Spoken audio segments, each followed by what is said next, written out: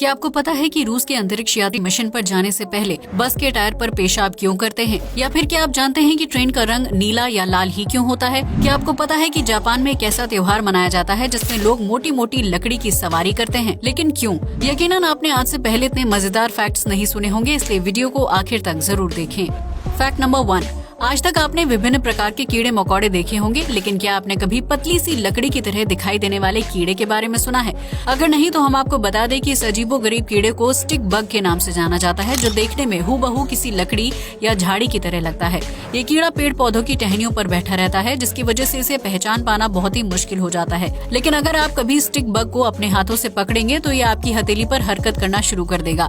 इस बग को देखकर आपको स्पाइडरमैन की याद आ जाएगी, जो हथेली पर किसी जाल की तरह फैलने लगता है। Fact number 2। आमतौर पर हमारे देश में बारात का स्वागत बहुत ही धूमधाम से किया जाता है, जिसमें अलग अलग प्रकार की परंपराएं भी निभाई जाती हैं। लेकिन क्या आपने कभी जमीन पर लेटकर बारातियों का स्वागत करने वाली रस्म के बारे में सुना है? अगर नहीं तो आज सुन लीजिए। दरअसल फ्रांस में रहने वाले एक खास समुदाय के लोग लड़की की शादी में बारात का स्वागत करने के लिए जमीन पर लेट जाते हैं, जिसकी वजह से वो इंसानी कारपेट में तब्दील हो जाते हैं। इसके बाद दूल्हा और उसके रिश्तेदार जमीन पर लेटे हुए लोगों के ऊपर चढ़कर या फिर उनके ऊपर से रोल होते हुए शादी समारोह में शामिल होते हैं, जो एक बहुत ही हंसी मजाक वाली रस्म मानी जाती है। यहाँ के लोगों का मानना है कि इस रस्म को निभाने से लड़की और लड़के के बीच हमेशा प्यार बना रहता है, जिसकी वजह से वो अपने वैवाहिक जीवन में खुश रह पाते हैं। इस रस्म के बारे में जानने के बाद आप ये कह सकते हैं कि शादी में दूल्हे वालों के सामने झुकने का रिवाज सिर्फ भारत में ही नहीं है, बल्कि इसे अन्य देशों में भी फॉलो किया जाता है। Fact number 3। आपने कभी न कभी अपने भाई बहन या दोस्तों के साथ पिलो फाइट जरूर खेली होगी, जिसमें एक दूसरे को तकिए से मारा जाता है। लेकिन क्या आप जानते हैं कि श्रीलंका में इस खेल को नेशनल लेवल पर खेला जाता है, जिसका लोगों के बीच एक अलग ही क्रेज है। इस खेल को एथलीट पिलो फाइट के नाम से जाना जाता है, जिसमें हिस्सा लेने वाले प्रतियोगियों को नदी के ऊपर बनाए गए बांस के पतले से डंडे पर बैठाया जाता है। इसके बाद उन दोनों ही प्रतियोगियों को भूसे से बना एक तकिया दे दिया जाता है, जिसकी मदद से वो अपने सामने बैठे व्यक्ति के साथ पिलो फाइट करते हैं। इस फाइट के दौरान प्रतियोगियों को डंडे पर अपना बैलेंस बनाए रखना होता है। अगर इस लड़ाई के दौरान एक प्रतियोगी डंडे से नीचे पानी में गिर जाता है तो डंडे पर बैठे दूसरे व्यक्ति को विजेता घोषित कर दिया जाता है। श्रीलंका में पिलो फाइट बहुत ही लोकप्रिय खेल है, जिसे देखने के लिए सैकड़ों की संख्या में लोग इकट्ठा होते हैं। Fact number 4। रेगिस्तान में दूर दूर तक फैली रेत को देखकर हर किसी के मन में ख्याल आता होगा कि रेत में कितना भी पानी मिला दिया जाए, लेकिन उसे कभी भी सख्त आकृति प्रदान नहीं की जा सकती है। लेकिन अगर हम आपसे कहें कि रेत को भी सख्त बनाया जा सकता है, तो क्या आप इस बात पर यकीन करेंगे?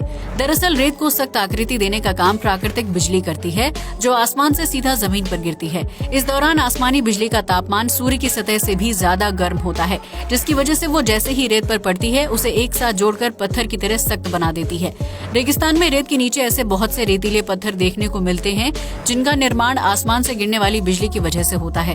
हालांकि ये रेतीले पत्थर बहुत ज्यादा सख्त नहीं होते हैं और उन्हें आसानी से तोड़ा जा सकता है, लेकिन उनका निर्माण सिर्फ आसमानी बिजली से ही हो पाना संभव है।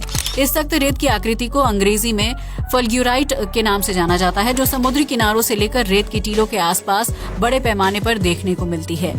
Fact number 5। आपने आज तक कई विभिन्न आकृति वाले पहाड़ देखे होंगे, जहां से प्रकृति का खूबसूरत नजारा देखने को मिलता है।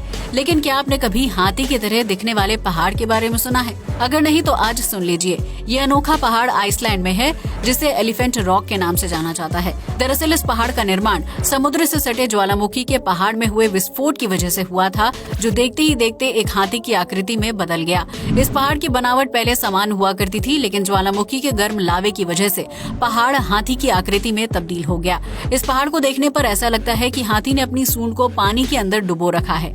अगर आप इस शानदार पहाड़ को देखना चाहते हैं तो आपको आइसलैंड जाना होगा। Fact number 6। इस दुनिया में विभिन्न प्रकार के रेस्टोरेंट्स और होटल हैं, जहां ऑर्डर देने पर काफी देर तक खाना सर्व करने के लिए इंतजार करना पड़ता है। लेकिन चीन ने इस समस्या का हल करने के लिए एक अनोखा रेस्टोरेंट ही खोल दिया है, जहां वेटर्स स्केट्स पहनकर तेज स्पीड में खाना सर्व करते हैं। दरअसल ये अनोखा रेस्टोरेंट चीन के शंघाई शहर में है, जिसे रोलर स्केट्स रेस्टोरेंट के नाम से जाना जाता है। इस रेस्टोरेंट में खाना ऑर्डर करने पर वेटर स्केट्स पहनकर करतब दिखाते हुए मिनटों में टेबल पर खाना सर्व कर देते हैं, जो देखने में काफी कूल लगता है। यही वजह है कि चीन के इस रेस्टोरेंट को दुनिया का सबसे फास्ट सर्विस देने वाला रेस्टोरेंट भी माना जाता है, जहां ग्राहक को अपनी मनपसंद डिश खाने के लिए घंटों इंतजार करने की जरूरत नहीं पड़ती है। Fact number 7। यूं तो जापान में एक से बढ़कर एक आधुनिक टेक्नोलॉजी है, लेकिन यहाँ के नागरिक अपनी पारंपरिक रीति रिवाजों से भी जुड़े रहते हैं। यही वजह है कि जापान में हर 6 साल के बाद लॉग राइडिंग फेस्टिवल नाम का अजीबोगरीब त्योहार मनाया जाता है, जिसमें युवा लड़के मोटी मोटी लकड़ियों पर सवार होकर पहाड़ी से नीचे जाते हैं। जी हाँ, आपने बिल्कुल सही सुना। इस त्योहार के दौरान 12 टन की वजनदार और मोटी लकड़ी के तने को सजाया जाता है और फिर उसके ऊपर कुछ लड़कों को बैठा दिया जाता है। इसके बाद उस भारी भरकम लकड़ी को पहाड़ी से नीचे की तरफ धकेल दिया जाता है, जिसकी वजह से कई लड़के फिसलती हुई लकड़ी से नीचे गिर जाते हैं और उन्हें गंभीर चोट लग जाती है। इस त्योहार को मनाने का मकसद सिर्फ इतना होता है कि जापान के लोग खुद को दुनिया के सामने बहादुर दिखाने की कोशिश करते हैं, जिसकी वजह से वो इस खतरनाक खेल को खेलने से भी पीछे नहीं हटते हैं। इस खेल में जो खिलाड़ी आखिर तक लकड़ी के तने पर टिका रहता है, उसे विजेता घोषित कर दिया जाता है और फिर सभी लोग आपस में मिलकर जीत का जश्न मनाते हैं। Fact number 8। दुनिया के लगभग सभी देश अंतरिक्ष में मिशन भेजने की तैयारियों में लगे रहते हैं, जबकि अमेरिका और रूस जैसे देश अंतरिक्ष में कई अंतरिक्ष यात्रियों को भी भेज चुके हैं। लेकिन क्या आप जानते हैं कि रूस के अंतरिक्ष यात्री स्पेस में मिशन पर जाने से पहले बस के टायर पर पेशाब करने की प्रथा निभाते हैं? जी हाँ, आपने बिल्कुल सही सुना। इन अंतरिक्ष यात्रियों को स्पेस सूट पहनकर जिस बस में रॉकेट लॉन्चिंग की जगह तक लाया जाता है, अंतरिक्ष यात्री उसी बस के पहिए पर पेशाब करते हैं। दरअसल इस परंपरा को निभाने का मकसद सिर्फ इतना होता है कि मिशन पर जा रहे अंतरिक्ष यात्री सही सलामत वापस अपने देश लौट आएं, जिसके लिए वो बस के टायर पर पेशाब करते हैं।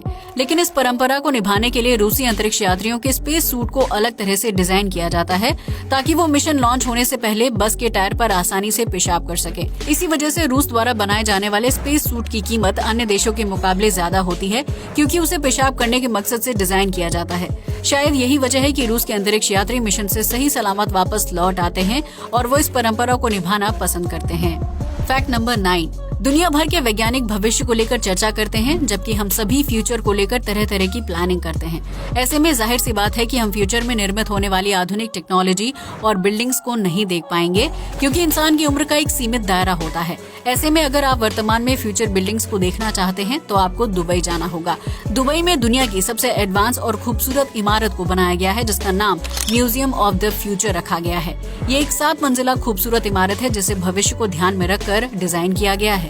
इस museum of the future building में जाने वाले व्यक्ति को साल 2071 में विकसित होने वाली टेक्नोलॉजी को देखने का मौका मिलेगा, जिसे आज आप और हम सिर्फ कल्पना ही कर सकते हैं। इस बिल्डिंग को नेशनल जियोग्राफिक ने दुनिया के 14 सबसे खूबसूरत और आकर्षक म्यूजियम्स की लिस्ट में शामिल किया है, जो देखने में एक अंडाकार इमारत की तरह लगती है। म्यूजियम ऑफ द फ्यूचर को जल्द ही पर्यटकों के लिए खोला जाएगा, जो दुबई समेत पूरी दुनिया के शानदार पर्यटन स्थलों में से एक बन सकता है। Fact number 10। भारत में रेलवे को सबसे ताकतवर और तेज रफ्तार नेटवर्क माना जाता है, जिसका जाल पूरे देश में फैला हुआ है। लेकिन क्या आपने कभी सोचा है कि ट्रेन के डिब्बों का रंग नीला और लाल ही क्यों होता है? क्या इसके रंग के पीछे कोई विशेष कारण छिपा हुआ है? दरअसल ट्रेन का रंग उसकी स्पीड को दर्शाने का काम करता है, जिससे आप फास्ट और सुपर फास्ट ट्रेन का पता लगा सकते हैं। ऐसे में नीले रंग के डिब्बे वाली ट्रेन को ICF कोच कहते हैं, जो 70 से 140 किलोमीटर प्रति घंटा की स्पीड से दौड़ती है। वहीं लाल रंग की ट्रेन का मतलब AC कोच से होता है, जिसमें हर डिब्बे में यात्रियों के लिए AC की सुविधा होती है। भारत में ज्यादातर ट्रेनों का रंग लाल और नीला ही होता है, जिसका निर्माण तमिलनाडु में मौजूद फैक्ट्री में किया जाता है। हालांकि नीले और लाल रंग के अलावा भारत में हरे रंग की गरीब रथ ट्रेन भी चलती है, लेकिन इसकी सर्विस चुनिंदा राज्यों में ही होती है। आज के लिए बस इतना ही। जय हिंद दोस्तों।